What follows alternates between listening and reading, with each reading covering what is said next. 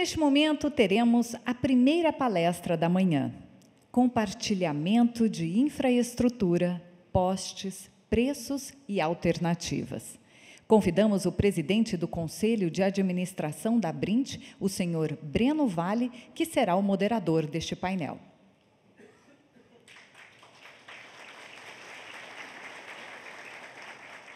Convidamos também os palestrantes, senhor Abraão Balbino, superintendente de competição da Anatel,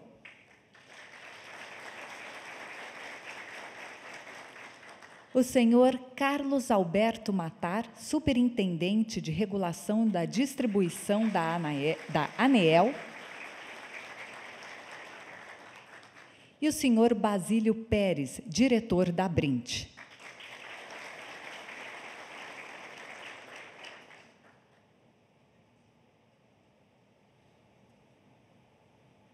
Com a palavra, então, o moderador do painel, senhor Breno Vale, que conduzirá os trabalhos. Bom dia a todos. Gostaria de agradecer a presença aqui do Matar, Abraão, Basílio. O poste está na pauta deste evento desde 2014. São 5 anos falando sobre postes e esse ano não poderia ser diferente.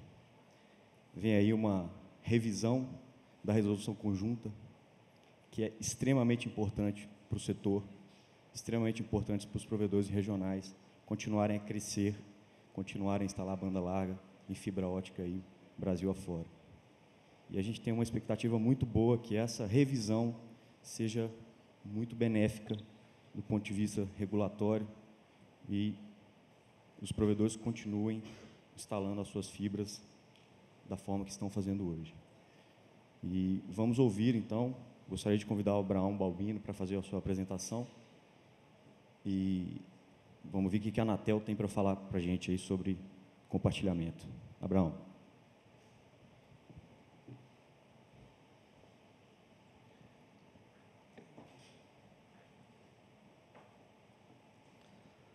Olá, bom dia a todos. É um prazer estar aqui mais uma vez nesse evento. Eu acho que eu já venho nesse evento desde 2013, então já são aí mais ou menos uns 6 anos sempre comparecendo.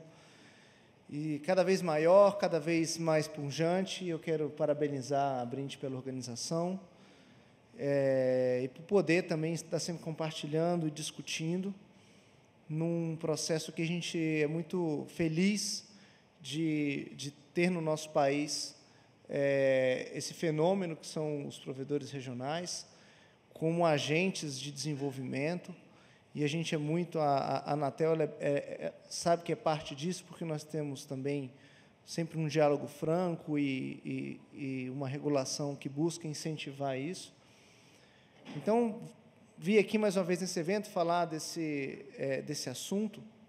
Quando a gente fala de compartilhamento de infraestrutura, a intenção da minha apresentação aqui hoje também é falar um pouco de alternativas daquilo que a gente pensa, e aí partir para o debate. Vou falar de questões mais gerais para entrar na questão específica dos postes, até para que todos nós tenhamos uma visão um pouco mais holística daquilo que a agência pensa e do que existe de alternativa para a questão.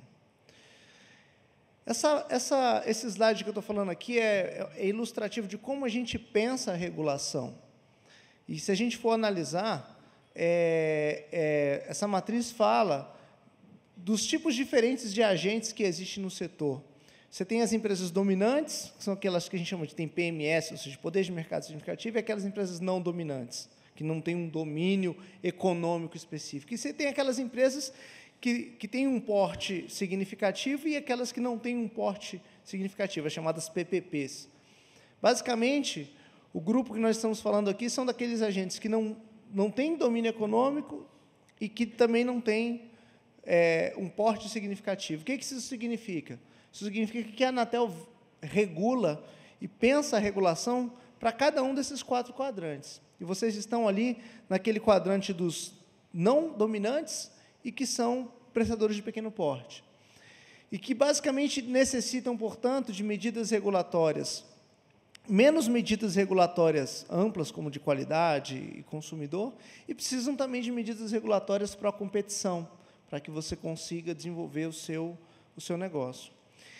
E quando a gente olha para a regulação, e aí isso aqui é um pouco do que a agência imagina que é o desafio regulatório para os próximos 10 anos. A regulação de telecomunicações nos próximos 10 anos, ela vai abordar esses 4 assuntos principalmente. Você fala de acesso ao espectro, então você tem que viabilizar acesso ao espectro para todo mundo. E aí, quando você fala de 5G, você fala de... você precisa de ter modelos de negócio, inclusive para os pequenos, para acesso ao espectro. Seja isso em licitações, seja isso em acordos atacadistas. E aí eu poderia falar uma manhã inteira sobre cada um desses assuntos. Falo de conteúdo audiovisual, falo da questão da economia dos dados, né? Falo de privacidade, proteção de dados pessoais, mas eu coloquei aqui em negrito uma coisa muito importante, que é acesso à infraestrutura passiva. Então, quando você fala de infraestrutura passiva, é um dos maiores desafios, e quando a gente pensa em 5G e futuras inovações, isso se torna ainda mais crítico. Então, uma das coisas importantes que a Anatel fez recentemente, ela categorizou o Brasil em 4 diferentes tipos de município em função do grau competitivo de cada um deles. Então, nós chamamos municípios categoria 1, municípios competitivos, em que a competição é plena e que a intenção da Anatel é desburocratizar e tirar amarras regulatórias. Municípios categoria 2 são aqueles municípios no qual a competição existe, mas ela não está plenamente estabelecida. Municípios categoria 3 é onde nós temos a maior parte dos municípios brasileiros, com 42% da população, e que ali você tem que tomar medidas para a competição. E municípios categoria 4, que basicamente são carentes em infraestrutura, carentes em potencial de demanda, porque são os municípios mais pobres, e que, basicamente, ali você tem que ter políticas públicas de financiamento e de desenvolvimento para conseguir chegar à infraestrutura. Por que eu estou falando isso? Porque, basicamente, os provedores regionais, basicamente, eles estão principalmente nos municípios de categoria 2 e 3, e em alguns deles até em categoria 4. São os municípios que a gente precisa não só fomentar a competição, mas estabelecer medidas de acesso às redes. E uma das coisas importantes que nós colocamos, eu quero dar um highlight aqui, recentemente nós aprovamos as ofertas de referência dos dutos, nós estamos regulando o acesso aos dutos das empresas dominantes, como um grande desafogo do acesso aos postes. Então, pela primeira vez, a Anatel está controlando os preços dos dutos, com preços que variam de R$ 120 até R$ 700 por quilômetro do duto. E, se a gente for olhar, não só nós temos a regulação do preço, como um cronograma de disponibilização do mapa dos dutos. Esse GIF que está aparecendo aí mostra esse cronograma. Todos os dutos de todos esses municípios estão disponíveis, mas, basicamente, esses municípios que estão em evolução aí no quadro, eles mostram o cronograma de disponibilização também dos mapas. Isso para que vocês possam entrar lá na plataforma do SNOA e checar o mapa dos dutos. Já existe esse cronograma para basicamente, esses municípios, atualmente já existem mais de 23 mil caixas, e dando alguns exemplos para vocês, de alguns municípios que já existe o mapa dos dutos disponibilizados para vocês acessarem. Você pode dizer, mas as ofertas de referência estão disponíveis? Estão. Mas eu chequei, tem algumas dificuldades, alguns preços de serviços importantes que a gente não está entendendo. Basicamente, procura a agência, procura a BR Telecom, procura a empresa, inclusive em questões de conflito a gente pode estar tratando. Avançando aqui, a gente também está regulando o transporte aos PTTs, os links IPs até os PTTs, para todos aqueles municípios de categoria 3 que eu mencionei, até os PTTs. Se a gente for checar, os preços eles variam aí de R$ 1,40 até R$ 24,00 o valor do mega, e aí o 24 é o preço mais caro que nós estamos falando, nas regiões mais remotas do Brasil até os PTTs. Então, nós estamos falando aqui de algo que sempre foi um pleito da Abrint. Então, nós estamos falando de todos esses municípios marcados aí no mapa, e esse quantitativo que eu estou mencionando, até os PTTs identificados pela Anatel, que são os maiores PTTs do NIC, são esses 6 aí que nós identificamos, e então nós temos aí então condições de acesso e de transporte IP até esses PTTs. Então, o que nós estamos dizendo? A agência está buscando medidas importantes na perspectiva de incentivo à competição para os pequenos provedores. E aí, quando a gente vai falar de postes, quando a gente pensa em poste, a gente precisa pensar em poste dentro desse contexto. E, especialmente, também, quando a gente fala de 5G, fala de cidades inteligentes, a questão dos postes, elas se tornam ainda muito mais críticas. Se a gente tem problema de poste para passar fio, imagine usar poste para botar herb. Aí o Matar me mata, né? Porque ele vai dizer o seguinte, cara, a gente não resolveu para passar cabo e ainda vai para botar herb. E aí eu digo o seguinte, é esse o caminho.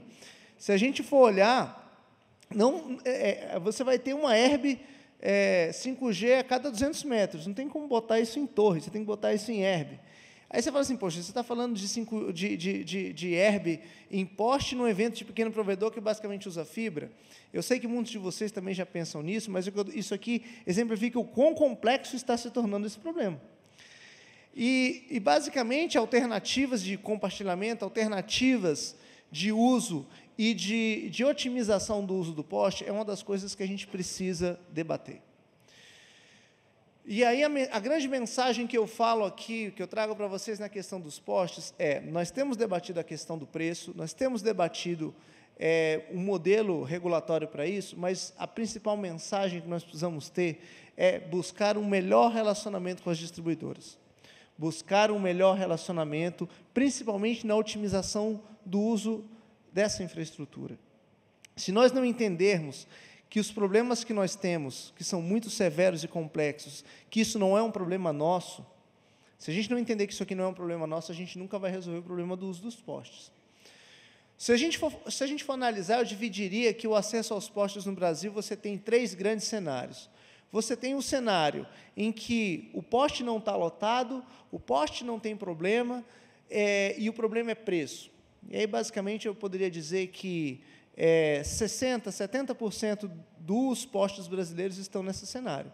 Mas você tem aí, mais ou menos, cerca aí de 20 milhões, 20% dos postes, cerca de 10 milhões de postes, que ele está no cenário 2, que é um cenário de uma demanda maior do que a oferta. E, para esses casos, se a gente não tiver um bom relacionamento, se a gente não tiver uma política de uso racional, se a gente não tiver um processo um pouco mais ganha-ganha, de melhor relacionamento entre as distribuidoras e os provedores, a gente não vai conseguir chegar do outro lado, não adianta discutir preço quando a ocupação é um problema.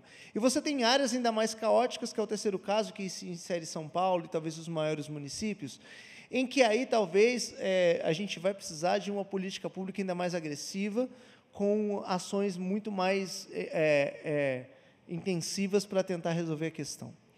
O fato é que a agência lançou no passado um documento que a gente chama de tomada de subsídios para análise de impacto regulatório, em que a gente pretende rever a resolução 4, que é a resolução conjunta entre a Anatel e a ANEEL, que disciplina a questão. E a intenção nossa é estabelecer um novo marco regulatório que equacione a questão da ocupação e equacione a questão dos preços também dentro do contexto da melhor ocupação. Porque não basta eu dizer, eu quero o preço do poste mais barato para mim, sendo que eu não faço um uso eficaz, um uso dentro da norma e um uso bem notificado, com um bom relacionamento com a distribuidora. Então, o preço ele se coloca dentro desse contexto. E a experiência que nós temos nos reguladores, quando a gente vê os provedores, as empresas que entram com um processo na comissão de conflitos, quando a gente vê uma predisposição negocial de uso racional, a gente vê a distribuidora também cedendo. Casos recentes, a gente tem casos da CEMIG, casos da CPFL, em que a gente observa uma postura muito mais proativa em termos negociais, e essa mensagem negocial ela é importante. Por quê? Porque existem mais coisas na mesa, além da questão preço. Existem questões importantes que a gente consegue equacionar. Acho que o Basílio vai falar um pouco disso, o Matar vai falar um pouco disso, mas o fato é que hoje nós temos um universo de pelo menos 20% dos postes que, se a gente não debater melhor a ocupação deles, não adianta tentar discutir preço, que a gente não vai conseguir. A gente tem avançado, tem alcançado muito boas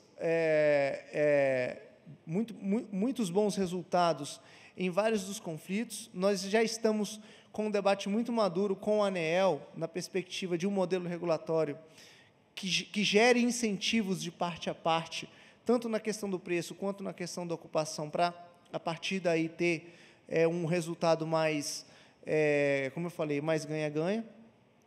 A gente sabe que dificilmente a gente vai alcançar uma solução que resolva para todo mundo. Especialmente, a gente acha que a gente vai precisar de várias soluções, porque, como eu mencionei, existem pelo menos 3 grandes casos diferentes, né? Nós temos casos quando a demanda é menor que a oferta e o problema é preço. Nós temos o caso em que a demanda é maior que a oferta, mas existem soluções técnicas que equacionam. E a gente tem casos em que a demanda é muito maior que a oferta e a ocupação já está caótica e que você talvez vai ter que ter medidas muito mais complexas para trabalhar. E eu já caminho aqui para a conclusão da minha apresentação. Basicamente, o que eu imagino é que nós temos um bom caminho e a mensagem da agência é que nós estamos buscando alternativas para isso, especialmente na questão do uso dos dutos, como um desafogo para isso, em especial nos grandes centros. Temos alternativas para isso já postas e disponíveis para vocês. E na questão do uso dos postes, a grande mensagem é: precisamos melhorar o nosso relacionamento e precisamos colocar na mesa mais coisas, inclusive na ocupação, para conseguirmos, a partir daí, termos preços melhores e condições comerciais melhores. Obrigado.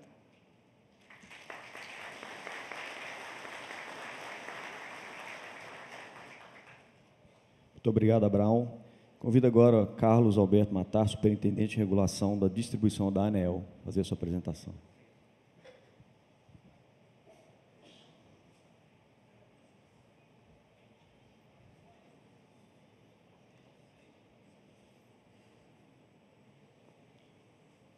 Bom dia a todos. Queria agradecer à Abrint o convite à ANEEL para participar desse evento, um evento de grande porte, de grande interesse para a agência. E, como disse o Abraão aqui, o nosso objetivo em conjunto com todos vocês, em conjunto com a Anatel, estabelecer um processo de ocupação mais harmoniosa e mais adequada, mais segura da infraestrutura das redes de distribuição de energia elétrica por todo o Brasil. A minha apresentação está um pouco técnica, eu vou mostrar um pouco de coisas que, em outras oportunidades, a gente já teve, já mostrou aqui, mas eu acho que a gente tem que insistir, exatamente porque a gente está num ano bastante promissor, que é o ano que a gente vai revisar a Resolução Conjunta 4, o processo de trabalho entre a ANEEL e a Anatel está em franco andamento, e a ANEEL sofre forte pressão por parte do Ministério Público, tanto nos estados quanto no Ministério Público Federal, no sentido de que as distribuidoras atuem mais fortemente. Então, isso tem demandado uma série de esforços da ANEEL, em conjunto com a Anatel, para tentar mostrar que isso tem que ser um processo mais lento, mais estruturado e ser implantado de forma mais gradual. Aqui, então, assim, só para lembrar, né, a Lei Geral de Telecomunicações, ela que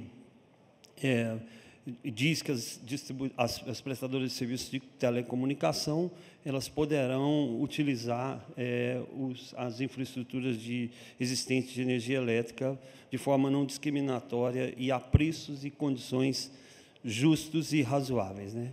Caberá ao órgão regulador do cessionário dos meios a serem utilizados para definir as condições adequadas para atendimento ao disposto nessa lei, nesse artigo aí 73.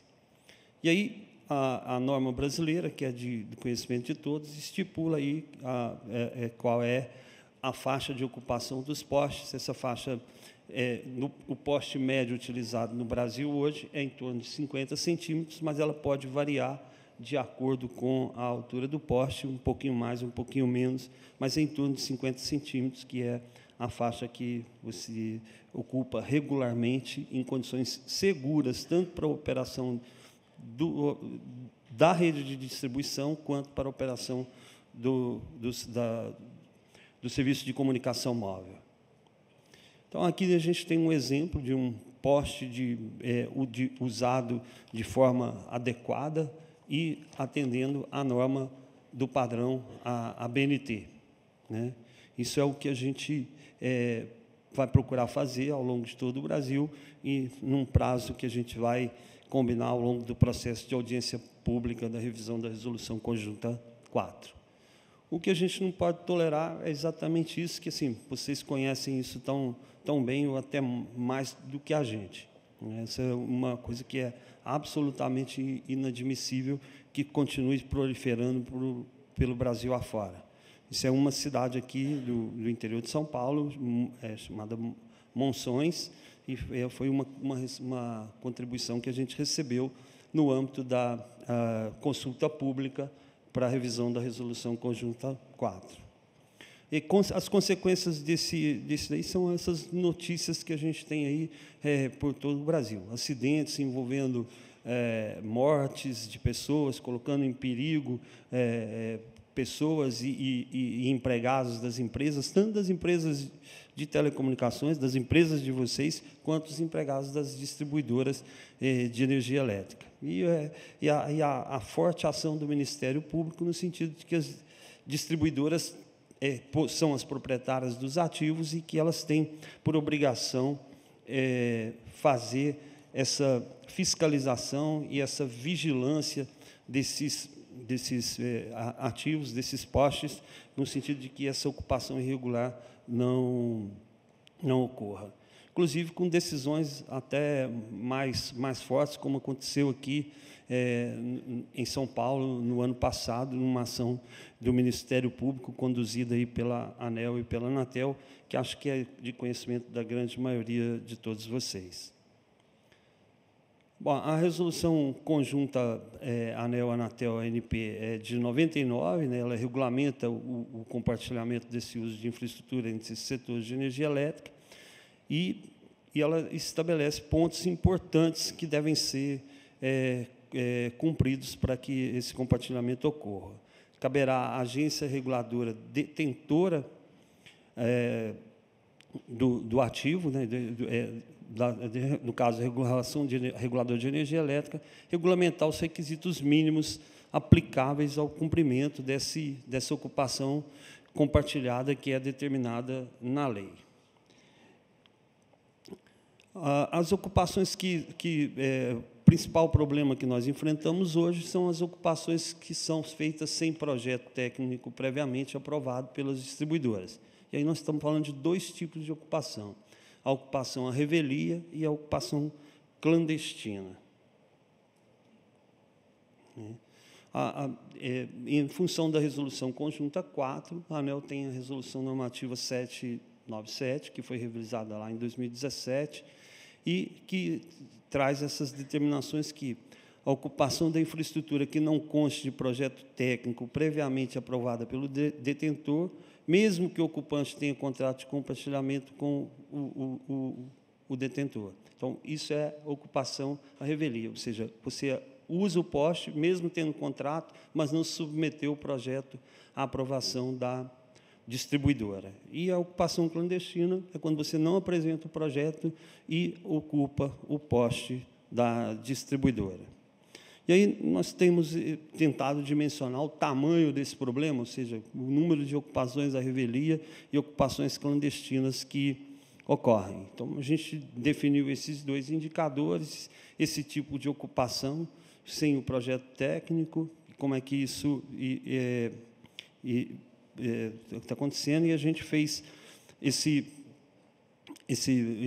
com base nesses números que a gente tem levantado, um total de 45 milhões de postes, os números de contratos que a gente possui, que a gente tem isso levantado, o número de empresas de sistemas de comunicação móveis que a Anatel dispõe no seu cadastro, fizemos esse levantamento e calculamos esse índice aí, que é assim, a capacidade fatural, ou seja, o número de pontos faturados pelas distribuidoras, pelo número de pontos disponibilizados em função do número de postes que a gente tem. Aí, esse levantamento preliminar são esses os números que a gente tem aqui por distribuidora, ou seja, percentual de postes faturados por distribuidora, né, no Brasil é um número bastante baixo e que a gente tem, isso tem sido o nosso principal objeto de preocupação. Ou seja, e a gente sabe que essa ocupação não é somente nesses números. Se a gente tivesse se os 85% das distribuidoras que faturam, em média, menos de um ponto de fixação por poste, desse total de 45 ou 46 milhões de postes que a gente está falando, isso é a perda de receita ou perda de capacidade de faturamento das distribuidoras, em média, no Brasil. O que esses números sugerem para a gente? Aqui está uma situação de uma rede de energia elétrica no Rio de Janeiro, no Alto da Boa Vista. Ela em 1960, né, por volta dos anos 60, mais ou menos. E aqui a mesma foto do mesmo lugar, agora em 2017, ou seja, 40 anos depois, 50 anos depois, a rede está completamente regular. A distribuidora teve que colocar um outro poste para atender uma ligação ali acho que me parece que é um corpo de bombeiros, porque o poste foi totalmente ocupado e ele só tinha uma faixa pequena, essa que está em branco na apresentação, ela foi ocupada de uma forma muito maior do que aquela permitida na norma brasileira, causando insegurança para todas as pessoas que aí transitam e para todos os eletricistas ou os operadores de redes de telecomunicação que aí vão trabalhar. Então, pessoal, esse é o cenário atual, né? Essa capacidade, nos nossos levantamentos, apenas 13% da possibilidade do número de pontos de fixação que estão sendo faturados, e aí a gente tem uma ocupação clandestina, mais uma ocupação à revelia e mais uma capacidade disponível que a gente estima, segundo os estudos que a gente tem, e aí em torno de 87%. Isso tudo tem uma influência direta no preço, né? Quanto mais você usar, mais você vai diluir os custos e você poderá ter um preço por ponto de fixação diferente do que o que a gente tem hoje.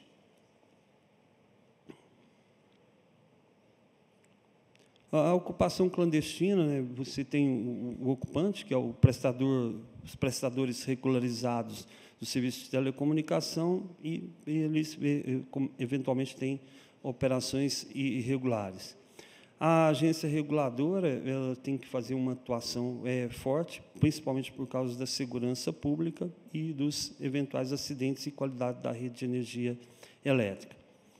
E o mote, né, é entender e mitigar as causas que levaram a essa ocupação clandestina, e uma das formas de solução desse problema, sem sombra de dúvida, é a repressão. O outro indicador que eu comentei, aqueles dois indicadores que eu apresentei lá no começo, que são as operadoras sem contrato com as distribuidoras, ou seja, com a detentora da infraestrutura. Então, o número de operadoras sem contrato, pelo número total de operadoras,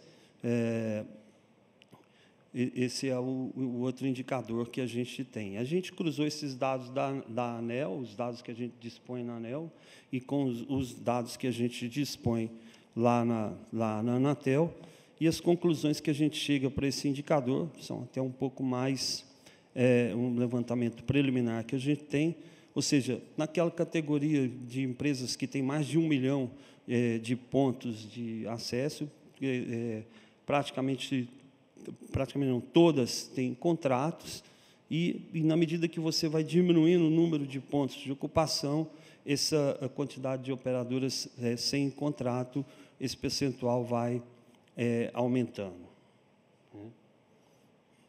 Isso está traduzido aqui nesse gráfico.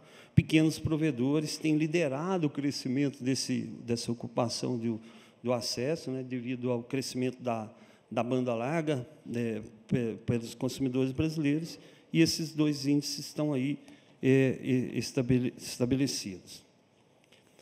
Bom, conforme a gente já falou, esse é o aprimoramento da Resolução Conjunta 4, né? Já foi concluída a etapa que na ANEEL a gente chama de consulta pública e na Anatel tomada de subsídios. Agora nós estamos na parte de validação do diagnóstico das alternativas e vamos aí já, da nossa parte, em conjunto com a Anatel, pretendendo aí já finalizar a análise de impacto regulatório ainda esse ano, para a gente poder abrir a audiência pública no próximo ano de 2020 e fazer a deliberação pelas 2 diretorias no próximo ano. Aqui, pessoal, como considerações finais que eu trago para a reflexão nossa, né, de todos nós aqui, o que leva essa ocupação irregular desses postes por operadores de sistemas de comunicação móveis regularizados junto à Anatel, né? O que pode ser feito para evitar essa situação? O papel das associações e dos entes financiadores de exigir, por exemplo, uma comprovação de regularidade contratual com a distribuidora, das áreas em que opera. Sei lá, são ideias que a gente coloca aqui, que a gente precisa refletir, e são em eventos como esse que a gente busca soluções e que a gente recebe inputs para que a gente possa trabalhar em uma solução que atenda os interesses da sociedade brasileira, que eu acho que esse que é o nosso caminho e o nosso principal objetivo. As ocupações irregulares também distorcem bastante as condições de competição do mercado de telecomunicações, e além daquelas questões que eu já falei, que são o nosso principal motivo de preocupação, que é a segurança das pessoas, tanto de terceiros quanto dos próprios operadores e eletricistas da rede de distribuição, e a qualidade da energia elétrica, que é fortemente influenciada por essa ocupação irregular e clandestina e excessiva dos postes, além daquilo que ele suporta. Bom, pessoal, acho que eu consegui fazer aí no meu tempo, eram essas as minhas considerações iniciais. Estou disponível tanto aqui, no dia de hoje, aqui durante esse evento e no debate, para poder contribuir de alguma forma no esclarecimento de qualquer coisa que não deixei muito claro aqui, bem como na ANEEL. A gente já recebeu diversos de vocês aqui, a associação de vocês tem sempre sido presente e participativa nos nossos processos de encaminhamento de propostas de solução para esse problema. Eu não toquei propositadamente na questão do preço, que é uma questão um pouco mais complexa, mas que acredito que a gente tem caminhado aí no sentido de boas soluções através da Comissão de Resolução de Conflitos da ANEEL e da Anatel. Acho que a gente tem trabalhado de uma forma bastante positiva e encontrado soluções que atendam ao interesse dos 2 setores. Eram essas as minhas considerações, eu agradeço, muito obrigado.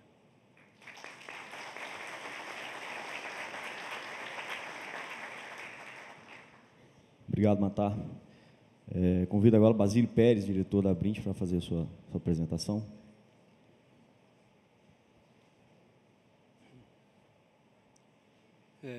Bom dia a todos.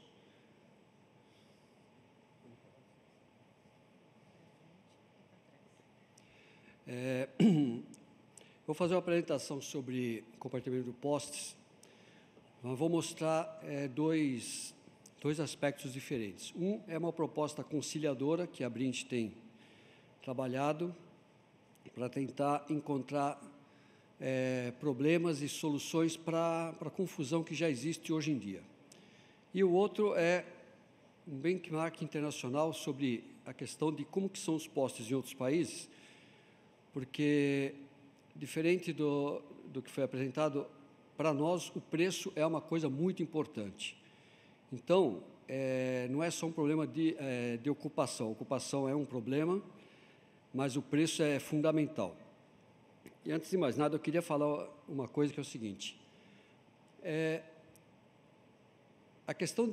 A situação que estão os postos hoje em dia não é só uma questão de... Não são erros apenas dos ocupantes e não são erros que estão acontecendo agora. Isso são coisas antigas, muito antigas.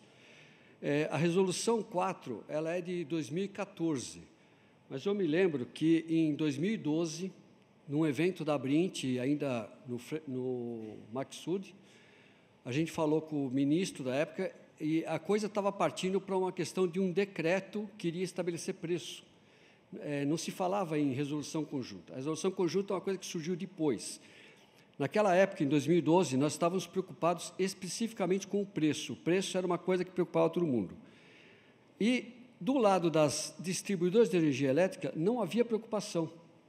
Simplesmente, em 2012, o cenário era o seguinte: você solicitava que queria usar 200 postes a mais em determinado local e tinha distribuidora que mandava a conta imediatamente. Você começava a pagar a revelia, não estava usando a revelia. Você pagava antes de mandar o projeto, inclusive. Isso aconteceu várias vezes. Então, nós participamos de questões em que estavam fazendo projetos pilotos para regularização, foi verificado quantos ocupantes tinham no poste, tinha 19 ocupantes, todos com contrato, todos regulares com a operadora, ou seja, a operadora não se preocupava antes em quantas pessoas tinha no poste, não ia olhar se tinha ocupação, se tinha espaço disponível, ou seja, é um problema que existe, mas, na verdade, não existe um vilão, todos estão errados, desde as distribuidoras estão errados, e quem está usando o poste agora da forma errada também está errado. Então, provedores estão errados quando estão usando a revelia, estão errados quando estão usando de forma clandestina, mas as operadoras, as distribuidoras de energia elétrica também erraram muito no passado. Depois da Resolução 4, da Resolução Conjunta 4, começou uma confusão que é o seguinte: o foco das distribuidoras passou a ser a ocupação desordenada. E eles não queriam falar do preço. E o preço, para nós, era o motivador da Resolução 4. Isso daí, o foco do problema está nisso, de que, os provedores olham para o preço e as distribuidoras olham para a ocupação desordenada. Então, nós temos que chegar num acordo para tentar organizar isso daí. A Abrint está trabalhando bastante numa proposta conciliadora. A Abrint sempre se pautou por ajudar. Nós queremos ajudar o mercado, ajudar os provedores, e a solução não é a briga, a discussão. Nós temos que chegar em soluções práticas que possam resolver as coisas. Então, as propostas da Abrint, basicamente, é o seguinte: são compromissos conjuntos entre as partes, e com um diálogo proativo de provedores e distribuidoras, principalmente. As premissas são tentar resolver todos os processos de resolução de conflitos, estão lá, mais de 200, de uma forma negociada. Eles vêm se arrastando há muito tempo, então a ideia é conversar com as distribuidoras e tentar acabar com esse ciclo que existe hoje em dia de tudo acaba... Nós já passamos por diversas situações de resolução de conflito, definir o preço, o pessoal recorre, a gente vai novamente para a resolução de conflito, aí ganha novamente. Então, há várias instâncias que foram criadas na própria resolução de conflito, de uma forma desnecessária, inclusive, e acabam não sendo cumpridas no final, ou seja, sai a resolução de conflito da comissão de resolução de conflito, sai o resultado de que tem que pagar o valor X ou tem que fazer alguma coisa assim, e a distribuidora simplesmente se nega a fazer. E tem casos em que a coisa tem que partir para a justiça. Então, nós queremos acabar com esse ciclo, nós queremos que isso seja resolvido de uma forma mais clara e mais eficiente para todos os lados. Os compromissos da Abrint é fazer uma campanha educativa para a ocupação regular dos postos, a gente tem trabalhado muito nisso, com tentando convencer os provedores, explicar como tem que fazer a questão dos postes, fazer fóruns de discussões para que os associados usem boas práticas para ocupar os postes, promover workshops para que, sobre a ocupação dos postes de forma correta e ordenada, e em questões de projetos e como fazer essas questões aí. Esses são os compromissos que os provedores vão ter que assumir também. Se a gente fizer um acordo com as distribuidoras, os provedores têm que se comprometer a não fazer mais lançamentos. A revelia sempre fazer com os projetos, apresentar os projetos num prazo de 6 meses para que sejam regularizados, regularizar todos os pontos em 12 meses para que tenham sido acertados com a distribuidora, fazer uma pronta resposta às situações de emergência e trabalhar numa função de fiscalizador, ou seja, o próprio provedor ser um fiscalizador do que está sendo colocado no poste para evitar a ocupação irregular, porque, na verdade, para o provedor é até ruim, é péssimo quando um concorrente começa a lançar plano fibra de uma forma clandestina, sem ter contrato, sem nada, e isso todos nós vivemos isso na nossa realidade do dia a dia, e isso é ruim para nós mesmos. Então, nós temos que ser também fiscalizadores do que está acontecendo no poste. E os compromissos que a gente espera das distribuidoras é que eles se abstenham de cortes e sempre conversem primeiro para fazer um compromisso de que tentar regularizar o que está sendo instalado. Estabelecer fórum técnico com as empresas, ou seja, conversar com as empresas, ter uma troca de informações rápida. Nós temos que rever, inclusive, as questões de normas, questões de reservas técnicas, quantidade de cabos, compartilhamento de pontos, é uma coisa que é uma coisa importante. Na situação que está acontecendo hoje, se os provedores não puderem compartilhar o mesmo ponto de fixação entre vários provedores, não vai ter espaço para todo mundo. Então, nós temos que ter políticas em que a distribuidora permita esse compartilhamento. Um único ponto tenha lá 4, 5, 6, 10 operadoras diferentes usando aquele mesmo ponto, sendo uma delas como responsável técnica de manutenção e tudo mais, mas as outras fazem parte do acordo conjunto. Então, nós temos que encontrar soluções que acabem resolvendo a confusão que todos nós acabamos criando ao longo desses anos. Na continuação aqui, estabelecer uns SLAs de atendimento e, evidentemente, a questão da prática do preço. Aqui estava um valor corrigido na época que foi feito isso daqui. E fazer contratos de no mínimo 5 anos. E os compromissos conjuntos, que é construir soluções para locais de maior adensamento, oferecer escalonamento de contratos para tratamento de demandas ordinárias, extraordinárias, construir conjuntamente soluções de atualização da ocupação.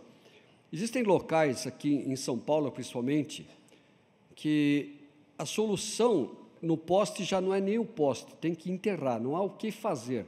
É tanto cabo em postes, principalmente aqui na parte da Berrine e tal, que a solução é jogar tudo para debaixo da terra, fazer dutos, fazer canaletas, tem que fazer outros tipos de atividade. O problema aí já não é em poste. O problema de poste, na verdade, está nas cidades que nós costumamos atender, cidades menores. Essa questão de poste, nós passamos fibra ótica num bairro que os postes eram, eu chamo eles de virgens, eles só tinham energia elétrica no poste, não tinha nem mesmo telefone de par metálico tinha no poste. E nós começamos a colocar fibra. Não deu 3 meses, tinha 4 ou 5 operadoras colocando fibra. Eu tenho certeza que os outros que estavam lá não tinham um contrato, não tinham nada, porque eu esperei a aprovação dos projetos, fiz tudo, mas nós temos que entrar num processo de fiscalização, nós temos que denunciar essas ocupações irregulares e a distribuidora tem que ter atuação. Na cidade onde eu tenho o provedor, lá em Santos, nós temos um grupo de WhatsApp em que constam a operadora, no caso é a CPFL, a Prefeitura, a CET, todas as provedores locais, inclusive as grandes operadoras, e a gente se conversa constantemente, diariamente, por esse grupo, para evitar um cabo que caiu, um cabo que está baixo, qualquer problema técnico que está acontecendo é resolvido em minutos ou horas. Inclusive até ocupações irregulares.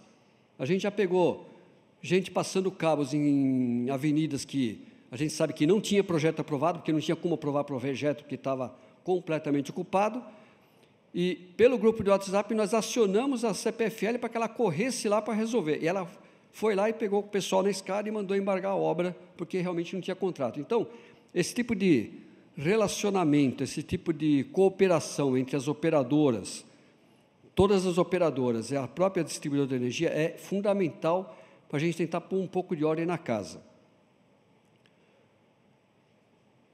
Nós temos, a Brint tem feito várias reuniões com a CEMIG. Nesse momento, a gente está num impasse com a CEMIG, porque houve trocas de diretorias, e lá a gente não conseguiu ainda avançar o que a gente gostaria. Há 2 semanas atrás, eu fiz uma reunião com a CPFL, a gente não estava conseguindo falar com a CPFL, e a CPFL era a empresa que estava com mais dificuldade de atender o que a Comissão de Resolução de Conflitos estava definindo. Há aproximadamente 15 dias, eu fiz uma reunião com eles, com a diretoria da CPFL, fui muito bem recebido, foi muito promissora essa reunião.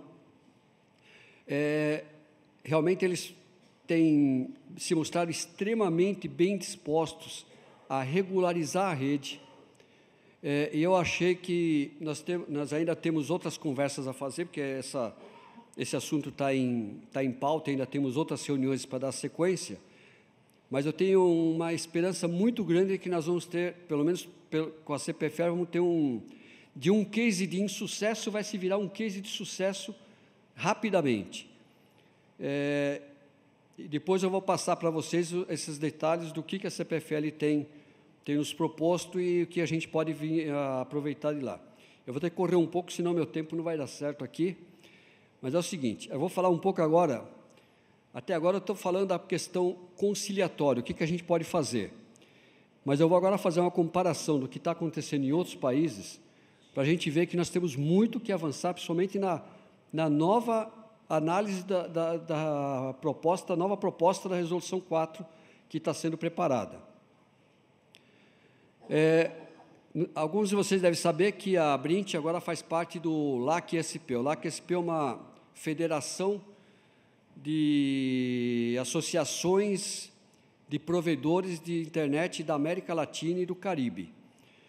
E eu tive a honra de ser eleito presidente dessa associação e já tive participação com várias outras associações de outros países, e de lá a gente conseguiu algumas informações muito relevantes. Me passaram um PowerPoint da Comissão de Regulação de Comunicações da Colômbia, que é algo equivalente à Anatel na Colômbia. E eles fizeram uma apresentação sobre a infraestrutura passiva, basicamente sobre postes, e tem coisas muito interessantes. Eu vou resumir para vocês aqui. Eles têm preços diferentes para postes de 8 metros, 10 metros, cada poste tem preço diferente. Eles fizeram uma legislação em 2017, então tem preços diferentes para 2017, 18 e 19, e ali tem um exemplo, nos valores máximos, um poste de 10 metros, ele custa 6.485 pesos colombianos para ocupar. Isso equivale a R$ 7,13, só que tem um detalhe, é R$ 7,13 por poste, e não é por ponto, ou seja, cada poste é para render R$ 7,13. Se tiver 5 operadoras lá, vai pegar R$ 7,13 e vai dividir por 5, entendeu? Então, eles têm aqui umas fórmulas de como é que eles calculam isso. Nessas fórmulas, a gente pode ver que eles levam em conta vida útil do poste de 30 anos, o preço de instalar toda a infraestrutura do poste, o retorno do capital e tudo mais. Correndo aqui um pouco com o negócio, aqui eu tenho um exemplo de 3 provedores, o provedor X, o provedor Y, o provedor Z, e em cima está a própria operadora de energia elétrica. E o provedor X, no caso, ele está usando 3 pontos, que num valor de R$ 50,86 por ano, por usar esses 3 pontos, que equivale a R$ 4,23 por mês por 3 pontos, ou R$ 1,41 por mês por ponto, porque ele está usando 3 pontos. Por que eles fazem essa conta? Porque tem 8 ocupantes. A própria operadora de energia elétrica, se ela tem um ponto reservado para ela passar um cabo de fibra ótica, ela também entra na conta na hora de fazer o rateio. Então, se tiver 2 operadoras, a operadora de energia elétrica mais um provedor, vai dividir por 2 o preço do poste.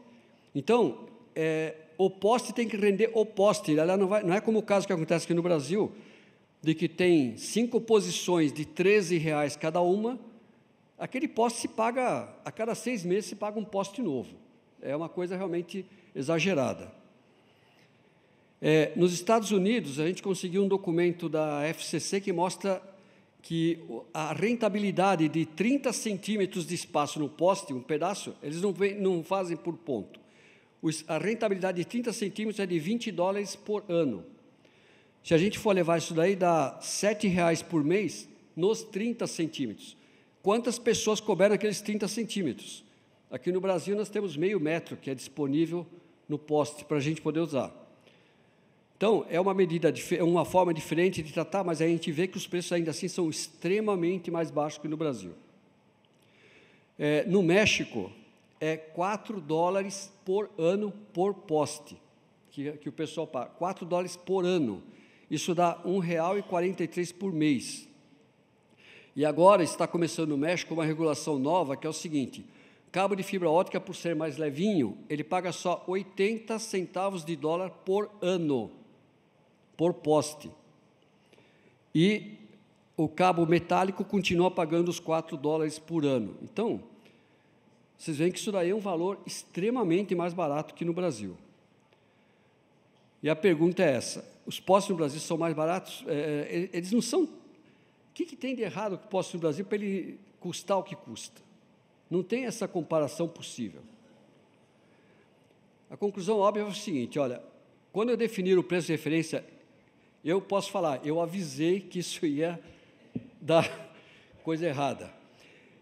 O preço de referência foi um grande erro, não era para ter um preço de referência. Nós tínhamos que... esses preços que eu andei mostrando aí são valores máximos. Isso não significa que todo mundo paga esse valor, pode pagar daí para baixo. Na conversa que eu tive com o diretor da CPFL, ele me falou uma coisa que eu tive que dar toda a razão para ele tem razão nesse tipo de coisa e está envolvido com o problema do preço da referência. O pessoal da CPFL me falou o seguinte: olha, eu sou diretor de uma empresa SA e vocês estabeleceram um preço de referência. Eu, como diretor, tenho que lutar todas as instâncias possíveis para não aceitar esse preço, porque senão eu posso perder até meu emprego, porque eu sou empregado de uma empresa que me paga para que eu defenda os interesses dela. Então, se vocês estabelecerem um preço de referência, eu não posso aceitar a primeira decisão, eu tenho que lutar, e tenho que levar para a justiça eventualmente. E nós ouvimos isso da CEMIG também, a mesma coisa. Então, o preço de referência, ele automaticamente jogou todo mundo para a briga. Ele automaticamente impede que isso aconteça, que ocorra uma solução correta. O diretor da CPFL falou para mim o seguinte: se, em vez de ser um preço de referência, fosse um preço definido, eu não estava brigando com tudo isso. Eu era obrigado a aceitar e acabou. Então, eu quero deixar esse ponto, eu sei que eu me estendi no tempo, mas é que é importante. A Brint está ajudando para tentar consertar o que está errado, tudo que está no problema do que existe hoje em dia, mas, na revisão da resolução, o preço é uma coisa muito importante, e ele não pode ser de referência. Eu acho que realmente os reguladores vão ter que ser firmes nesse ponto aí e tentar encontrar uma solução para que a gente possa estabelecer um valor que evite discussão. Põe um valor máximo, Pois o valor máximo é X e dali para baixo cada um discute. É preferível esse tipo de coisa, mas não um preço de referência. Bom, então basicamente é isso. Está aqui meus dados para quem quiser falar comigo depois. Obrigado.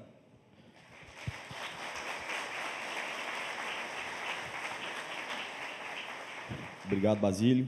Realmente, o preço de referência, ele precisa, é o elo hoje desse balanço negocial. Se esse elo se quebra, a gente realmente fica à mercê de uma negociação desigual aí com as distribuidoras. É muito importante que na revisão a gente tenha o preço não de referência, mas um preço máximo para a gente começar uma negociação. Nós vamos abrir para perguntas, óbvio, a gente tem aí uma pauta, um assunto muito polêmico, importante, e eu gostaria de, quem quisesse fazer perguntas, levantasse a mão, a gente vai levar os microfones. Bom dia, meu nome é Kátia Pedroso, eu presto consultoria para a Brint e adoro o tema postes. Todo mundo me conhece. Basílio, realmente eu acho que a gente precisa ter essa conscientização dos valores praticados nos outros países e realmente chamam a atenção. Mas aqui entre nós, eu acho que tem algo que pesa mais nessa conta, que chama-se modicidade tarifária. A gente, na consulta pública, defendeu que esse novo valor, que seja teto, que eu acho que realmente tira da mesa esse tipo de discussão que não ajuda. Mas, assim, com a regra da modicidade tarifária valendo, isso não vai para o fim que se destina, e isso não pode acontecer. Um preço de um preço teto balizado por custo resolveria, porque, assim, a própria proposta que foi para a tomada de subsídio, ela leva em consideração outros componentes na definição do preço. Será que, neste momento, nós temos maturidade para colocar outros componentes? Ou, tirando-se a modicidade tarifária, esse preço teto deveria ser, num primeiro momento, regido a custo? Então, eu faço a pergunta para os meus colegas reguladores, para que falem um pouquinho dos incentivos que essa nova regra deve trazer e como fica a questão do preço.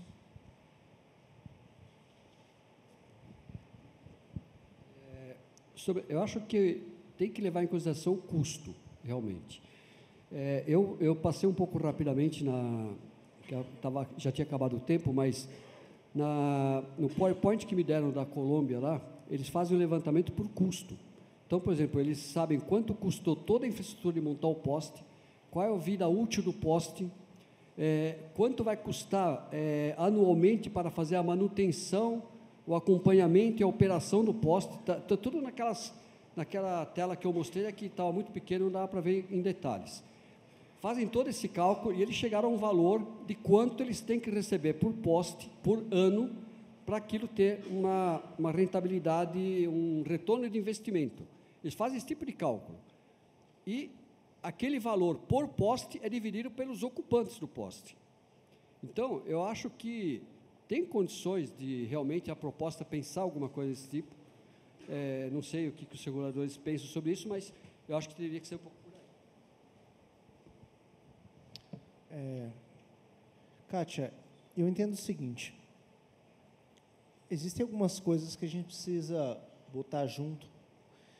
A questão da modicidade que você falou, ela é importante, porque na medida que, não sei se todos têm esse conhecimento pleno, mas grande parte do que a distribuidora capta, o Matar vai poder falar muito com mais propriedade do que eu, isso vai para a tarifa, isso não fica com a distribuidora, isso não é negócio. E aí a gente precisa entender que, em geral, pelo menos as informações que eu tenho do nosso benchmark lá na Anatel dão conta de que esse tipo de circunstância, em geral, não acontece exatamente assim em outros países. Então, isso é uma coisa que você precisa entender. Segundo, nós precisamos colocar também, e o Matar apresentou aqui também, nós temos uma subnotificação muito grande nessa questão. E o que a gente observa nas discussões da comissão? A gente observa que quando a gente traz, de fato, um compromisso de evolução na questão da notificação e dos projetos, a resistência negocial, ela cai significativamente. E aí, desde já, o Basílio, a agência parabeniza a iniciativa da Abrint de tentar compor nessa questão conciliatória. Porque quando a gente fala de um preço de R$ 4,50, que é o nosso preço de referência, e preços praticados que se tenta na ordem de R$ 10, todos esses debates levam em consideração o outro lado, muitas vezes, de não notificar, de fazer ocupação à revelia, com modicidade tarifária, e, na prática, se você for pegar o quanto que é captado, de fato, por ponto, para a distribuidora, quando tira a modicidade, quando você dilui isso no parque de postes real, é muito menos do que o contratado, ou seja, você tem muita dissipação de energia, de dinheiro, de muita coisa nesse processo. E, assim, eu me lembro que em 2013, num almoço, eu e Basílio, lá no Maxud Plaza, nós conversamos e, de fato, eu falei para o Basílio, eu concordo com você que o preço de referência não é a melhor alternativa, só que a gente precisa entender que isso é parte de um relacionamento institucional histórico que traz todas essas questões no processo. A Resolução 4, ela é fruto de um compromisso entre os reguladores à época, quando a gente coloca todos esses problemas na mesa. Hoje, quando a gente olha para a tomada de subsídios, nós, de fato, estabelecemos como premissa um debate de preço controlado. Só que nós precisamos entender que nós temos, como eu falei, diferentes áreas. Uma coisa é a área em que você tem disponibilidade de acesso, em que talvez o único problema que nós temos é o problema do preço. Agora, quando a gente vai avançando, se você não entende que você tem áreas de demanda maior do que a oferta, e se você tem uma demanda maior do que a oferta, a questão não é só controlar o preço, a questão é você disciplinar o acesso ao insumo, incentivos ao compartilhamento do ponto, incentivos a resolver o legado. Então, essas questões precisam ser colocadas dentro de um mapa em que você tem diferentes níveis de problema. E os diferentes níveis de problema não demandam uma única solução, demandam diferentes tipos de solução. Eu acho que é esse que é o comentário que eu tinha para fazer. E 75%, como a gente estava falando agora há pouco, estão nessas áreas que não têm problemas crônicos. E eu acredito que 99% dos provedores que estão aqui hoje estão nessas áreas sem problemas crônicos. Então, tratar realmente dos 3 cenários é importante, e eu tenho certeza que vai ser um sucesso a gente conseguir atender essa demanda, pelo menos de 99% desse público que está aqui hoje. Matar.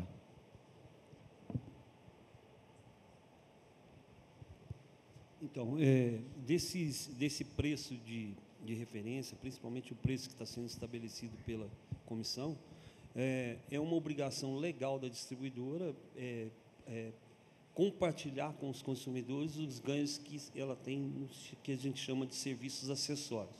Tem uma previsão legal para isso e tem uma regulamentação da ANEEL. No caso específico do compartilhamento, esse compartilhamento 60% vai para a modicidade tarifária e 40% fica com a distribuidora. Esses 40%, depois dos impostos, ele cai para aí, na média, de 20% a 24%, dependendo do estado brasileiro. Então, quer dizer, a distribuidora não fica com praticamente nada. Mas esse é um dos pontos esse é um dos pontos do trabalho que a gente tem feito junto com a Anatel. A ideia nossa, inicial, que a gente tem estabelecido com a Anatel, é que não será colocado na revisão da Resolução Conjunta 4 um preço exatamente para que a gente possa abarcar isso que o Abraão explicou aí, das peculiaridades de cada estado, de cada região, de cada município, onde se tem talvez, assim, eu sou um pouco até mais otimista, que no Brasil talvez a gente tenha, no máximo, problema aí, dos 5.570 municípios brasileiros, a gente tem problema nos 300. Então, só que nesses 300 o problema é grande.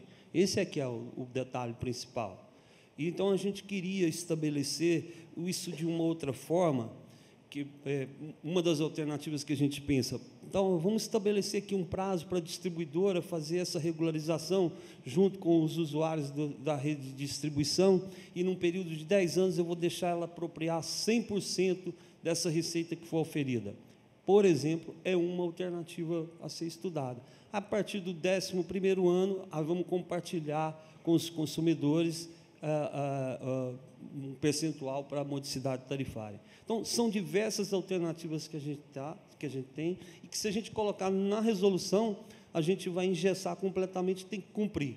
E, se a gente deixar de fora da resolução, a gente tem alternativas para cada região, para cada lugar, de acordo com cada realidade brasileira, que é muito diferente quando você olha o norte do Brasil e olha a região sul. Então, acho que era esse é o nosso propósito, essa é a nossa ideia, mas vocês terão oportunidades de contribuir com relação a isso durante os nossos processos de consulta pública pela Anatel e audiência pública pela ANEEL. E aí a gente vai poder se posicionar de forma mais definitiva.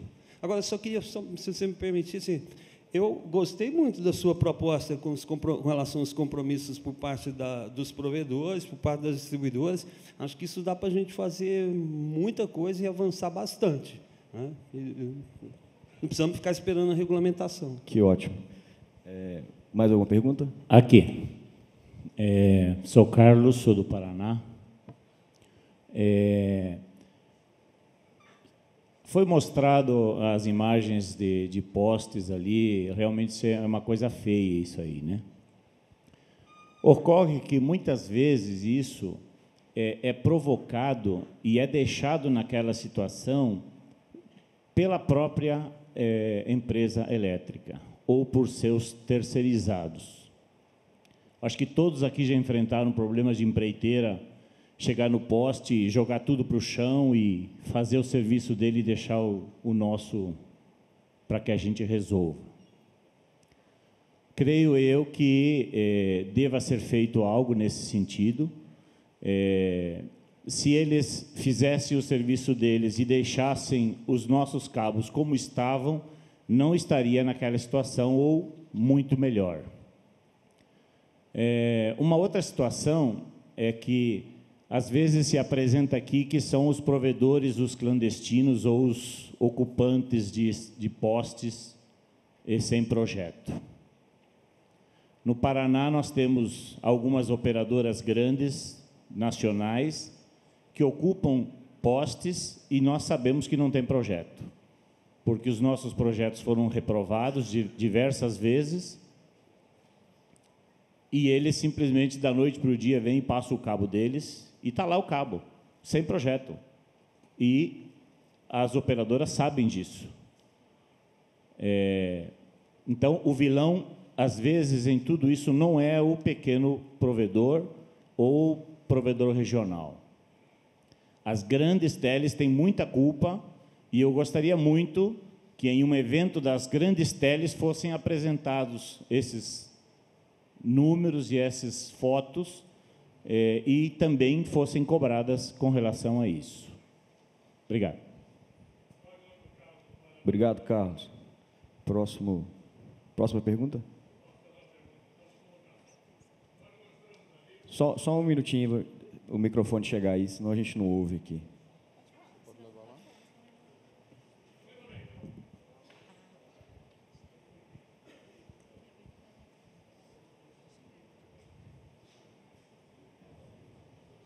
Muito bem, bom dia. Carlos, também do Paraná. Bom dia.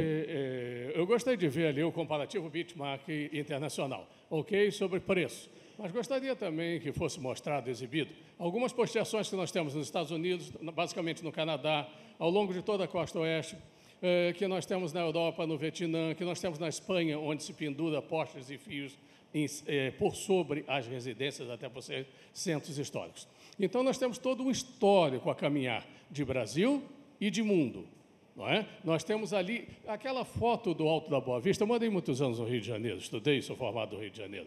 Bacana, 50 anos depois tivemos que colocar um novo poste. 50 anos depois tivemos que colocar, temos mais 30 fios, onde apenas 2 existiam há 50 anos atrás. Isso é modernidade, Pode não ser a estética mais bonita, pode não ser o modo mais lindo de se fazer, mas é democrático, leva à concorrência e tem que ter, no mínimo, um bom senso aí de uma janela de 10, 15 anos para se resolver isso. Não me parece justo que a concessionária alguma coloque mão em fio de ninguém. Até porque o poste, a melhor juízo, não é da concessionária de energia elétrica, e sim da população brasileira. Eu morava no Rio de Janeiro quando a Light perdeu a concessão por 100 anos de uso e não me recordo dela ter levado nenhum poste para casa. Diferentemente de uma concessão como a Gol, como a Azul ou com a Avianca, e que se ela perder a concessão, por não utilização dos slots, a Azul pode vender a aeronave para quem ela sabe que deve, no mercado brasileiro ou internacional. Então, o poste é um bem patrimonial da sociedade brasileira. Regulamento da ANEEL não se sobrepõe à lei.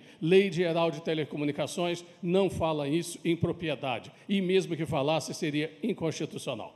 Então, se é o caso de termos ponderação, temos que caminhar desde a área infraconstitucional até a área legislativa. Mas, norteando, surgido e passando, surgido também pelo bom senso, pela beleza que é levar a cada lar e cada comunidade, até favela, que aquelas emoções que passou ali é São Paulo, viu, gente? Aquilo lá é Quixadá, não, é São Paulo aqui do lado, que tinha aquele monte de fio, é uma região, é uma comunidade em São Paulo, capital. Então, a beleza de chegar até a banda larga, em cada lar, passa por um pouco da antiestética que nós vamos ter que aturar. Aqui do lado do nosso Cássio Freire, a gente coloca a mão no poste, no fio, né? Eu vou para o hotel aqui, se eu quiser, eu coloco. Eu vou dizer o quê? Não pode ter concorrência? E esse modo cowboy também não está legal, não me parece. 5 por poste. 1, 2, 3, pá, 5. O sexto eu não consigo mais atirar. Não, o cara tem SM igual o outro, ó. Obrigado. Não me parece que isso seja correto. Tá certo? Então, essa é a contribuição que fica. Muito obrigado.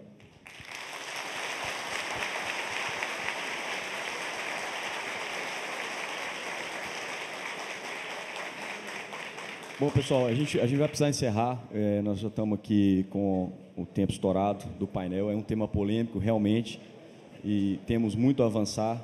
Que bom que os reguladores entenderam que a proposta Abrinte é uma proposta que pode avançar, e vamos avançar nesse sentido, sem dúvida alguma.